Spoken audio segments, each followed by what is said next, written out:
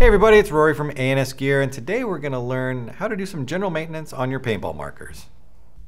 Okay, so we've got a Tippmann X7 Phenom here, and what we're going to do here would apply to the Phenom and the Phenom Mechanical, anything in the Phenom line that has the Cyclone feed adapter right here.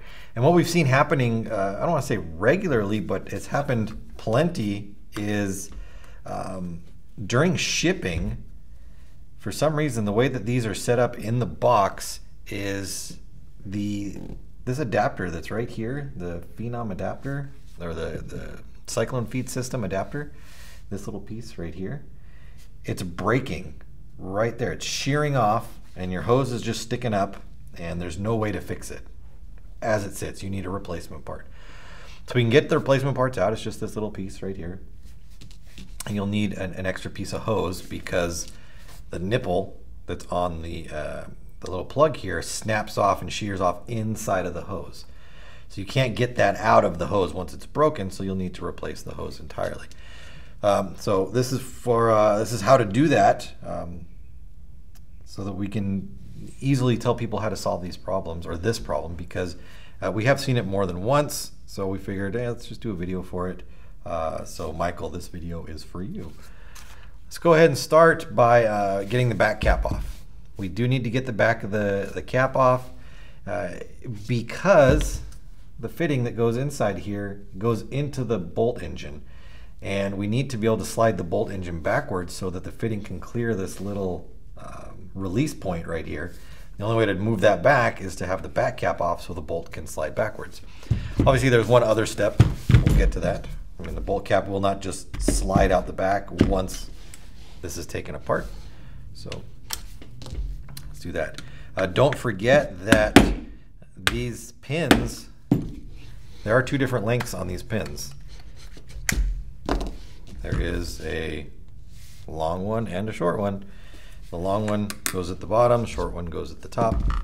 So just be, I don't want to say careful, but just remember where your pins go so that you don't accidentally put the wrong pins in the wrong spot. We can take our cap off the back. Next, we want to take off the trigger frame. Since we've already got the back two off, it's very simple to get the frame off. We just remove this pin and the frame will drop down. And there is a reason we need to get the frame off. It's not just for fun. Take the frame off, and again, we see that that's a long pin as well. We've got two long pins and one short pin. Once that pin is out, you just kind of wiggle the frame and it will come right off. Don't dance it around upside down or anything. You don't want any parts to fall out. It's unlikely that they will, but just in case, we don't want that to happen.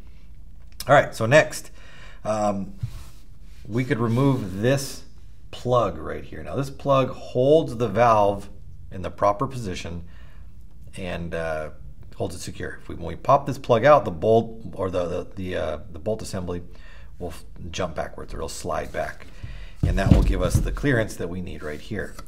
What I would recommend you do before you undo this section and before the fitting clears and pops out is to get your hoses off. So for us, or for you, I would say, if you have a broken one, your hose is going to be broken right here. The barb of this, or the nipple of it, is going to be stuck in the hose. So this part is already going to be free and clear. For what we're doing right here, it's going to be still attached. But we need to get this off. So I'm going to remove it from the side that is still going to be attached to yours, which will be the Cyclone feed piston side right here. You can see I just used a pair of rounded pliers right there. Don't grab it with the point, obviously. Just get a good grip on it. Slide the spring back and out of the way. We are still going to use the spring. We're going to reuse it. So we don't want to damage the spring. We just want to be able to grab hose and not spring and just pop it right off the barb right there. Simple enough. You can see that it just came right off. Didn't really have to try too hard. At that point on yours, this would be off, and we'd still have the fitting in there, but this would be free. So what we're going to do is just pull the spring right off of the hose, and then we would remove our fitting. So in order to get the fitting out, we're going to remove this little plug. I don't want to say a plug, this pin right here. And you can use a flathead screwdriver, and you can slowly move it up. What you want to do is take a little bit of the pressure off of the bolt. So I'm putting my finger in the front of the gun, and I'm pushing on the bolt. And you can actually see right here when I push that moves back and forth. If you just try to pull this pin out right now, the pressure of the spring driving the bolt backwards, or the engine backwards, is going to make this harder to get out. If you push it forward, you can actually see the pins moving too. If I push this back and hold it secure, I can easily grab the pin and pull it out, as well as putting it back in. If I just try to do it under pressure, with the pressure of the bolt right there, it does make it a little bit more difficult. Still could do it, but I don't recommend it. So pop that out by pushing that in, and then at this point, you can see that the bolt is able to travel back and forth. We can just pop that piece right out of there. When we go to reinstall, we're going to take this piece, we're going to put it back in. Make sure that the hole lines up on there. The bolt had slid so far forward. That's the hole right there that we're going to put it in. It had slid so far back that hole was not visible anymore. So we are going to line the hole up to the point where this can drop in. There's a little O-ring on here, so a little green one, you want to put a little grease on there. Put that in, and then that you can slide back over here. See that I'm sliding it back into position. Once it's back in position, I'm going to reinstall this plug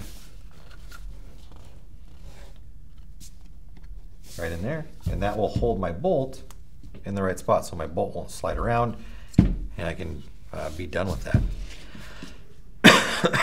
Now, we're going to put our hose on. I like to work with this one first. Since it's easier to get to this one, it's kind of a little bit clearer, or when I say clear, I mean out of the way. So I'm going to attach it to this barb first. I'm just going to slide it down on there. I'm being careful not to mark or pinch the wire or the hose any more than I should. Obviously not with the sharp end. I'm using just the rounded section to keep it as unmarked as possible. I'm going to take my spring, I'm going to slide it back over the hose like that. And now what I'm going to do is I'm going to pull the spring down, I'm going to grab it, and that's going to let me turn it over. You can see I'm going to put it on there. If I can do, oh, you guys can see it like that. There you go. I'm going to slide that onto the barb, and then I'm going to let go of the spring, and the spring will just want to naturally come back to its position right there. And you can put that any way you want. It's going to mostly likely just sit like that. Then we just go ahead and put everything back together. There's our old parts. We're not going to use those. Start with the frame. Make sure that everything is still in its correct position. Be careful of these O-rings on this part right here. This is the gas transfer tube from the bottom of the frame to the top. So when you go to slide this in, make sure it's lined up properly. You don't want to cut or break those O-rings. If you do, your gun might leak.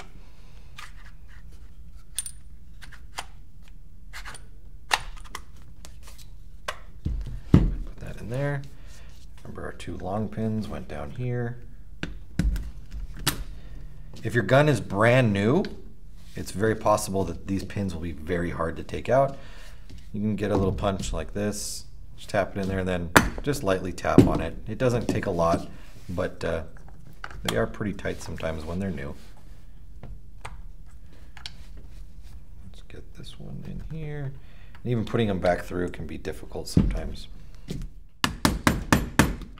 Like that. See, that one doesn't even want to go in there. Make sure our frame, sometimes the frame will move and it won't line up properly.